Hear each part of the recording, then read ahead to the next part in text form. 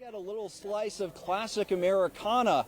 There's a lot of anticipation for the Hollidaysburg Tigers tonight as they play their first ever World Series against the Southwest team. And I'm inside the Dillon family's tent, and here they have a fridge, a microwave, beds. We'll be sure to include a link on our website. Now, I'm starving, so if you'll excuse me, reporting in Huntington, Douglas Braff, 6 News. Running a successful business can be described a lot like crafting a delicious sandwich. To use an analogy, need the right ingredients and to put some love into it. Since around 10 o'clock last night, multiple people were held up in a house outside of Imler in a standoff with authorities. Now on Interstate 99 behind me, as well as on Interstate 80, PennDOT initially reduced the speed limits. This year's harvest, according to some farmers, won't be as fruitful. For those residents living inside this complex, their holidays were disrupted Sunday evening. That's when the ground opened up. It's hard to believe, but staffers here at the county jail called in sick en masse before work this morning. And state police here in Huntington County say the shooting happened in Cromwell Township just before 1:30 this morning. A member of one of the response teams on scene told me about 90 minutes ago that the coroner has been called to the area. Their enrollment actually increased over the past 5 years, from about 430 in the autumn of 2018 to nearly 500 this school year. Reporting from Phillipsburg, Douglas Braff, 6 News. Woo!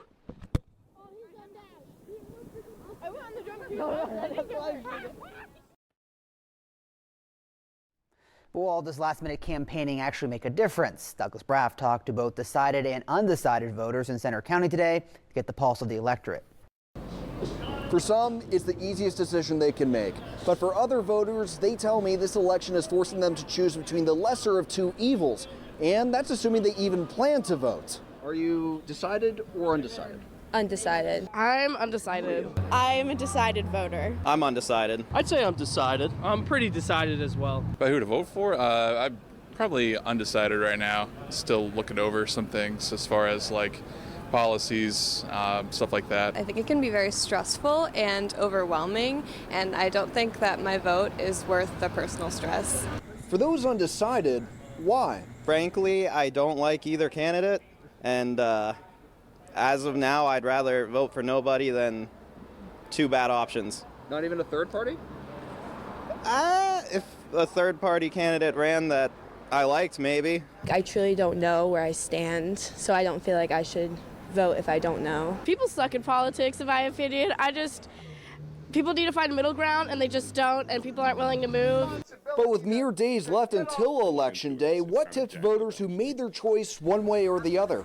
I think it's who advertises to me a little less, because I feel like sometimes some candidates can be a little overzealous with the amount of advertising. I'm not going to see a commercial and be like, that's my guy. I've changed my mind. In an ideal world, you'd vote for somebody, but that's not always the case, as some told me. I'm voting for a person. I always try to still give them a fair shot, but I'm not necessarily looking to go against any particular candidate. In a couple of the past elections, it kind of felt like the lesser of two evils that, I was trying to pick. But for this election, for me, there was absolutely a decided candidate that I should vote for. Whenever I'm in the ballot box, I'm in there for 30 minutes on my phone doing research and then finally just biting the bullet and deciding. And how about when it comes to the security of the upcoming elections? I'm confident in the elections process. I know a lot of people who, volunteer at polls, work for these systems. I trust them. I know those people are trained. I have my doubts, but I believe in the system, and I think we'll get there eventually. As the war in Ukraine rages on, a Ukrainian-born concert pianist brought a little taste of his home country to Penn State University today. Douglas Braff sat down with him to discuss music, war, and peace. In an ever more divisive world, Dr. Taras Filenko tells me that there is one universal language: music. Since the war, I became kind of aware that only one weapon that I have right now is my art. A concert pianist by trade, Dr. Taras Filenko immigrated to the United States in 1989, just as the Iron Curtain began to crumble. And with his PhD in ethnomusicology, he writes about the history of Ukrainian music. Oppression against Ukrainian culture was well documented. Maybe not well known, but well documented. Russia launched its full-scale invasion on February 24th, leaving the world and native Ukrainians like Folenko in shock and awe. Honestly, I didn't believe that it would happen, but it is.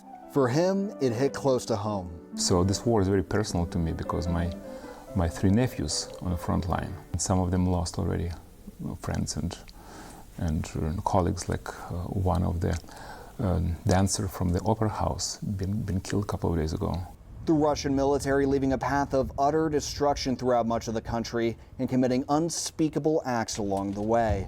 Folenko told me he sees similarities to World War II. Because it's not war against people, not a war against state, against nation, but a war against cultural institution as well, against national identity in general. This is very horrible in a way to see it and to witness this complete destruction of the national identity, intentional destruction. But since February, Folenko has sought to protect his nation's identity by playing Ukrainian music from all eras, from New York to California. He's raised hundreds of thousands of dollars and awareness of music unfamiliar to most Americans. Not only playing music important, but also to explain why it's so important, what melodies came from, what tune connected to. So I'm trying to have a lecture concerts with my slides and visual aspect as well. Because for him, you can't separate music from national identity, saying that historic invaders of Ukraine try to crush its identity by banning forms of expression from literature to religion. What is left?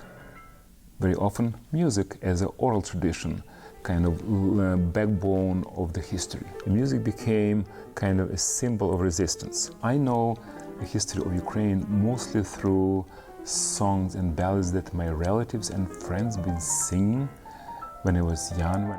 However, as the war rages on and public attention has shifted away from Ukraine, Folenko says, don't give up.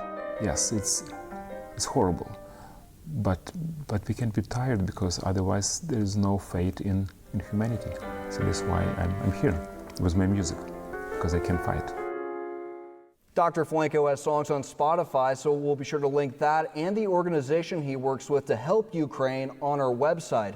Reporting in University Park, Douglas Braff, 6 News. A disturbing case of deer jumping to their death has some residents in Elk County demanding something be done to stop it. Douglas Braff went to Johnsonburg and got some answers from government agencies on what could be done. And we want to warn you, some of the video may be disturbing.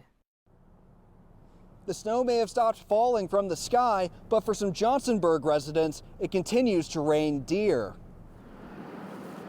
As you can see in the background, there's 8 deer that have jumped off this bypass recently.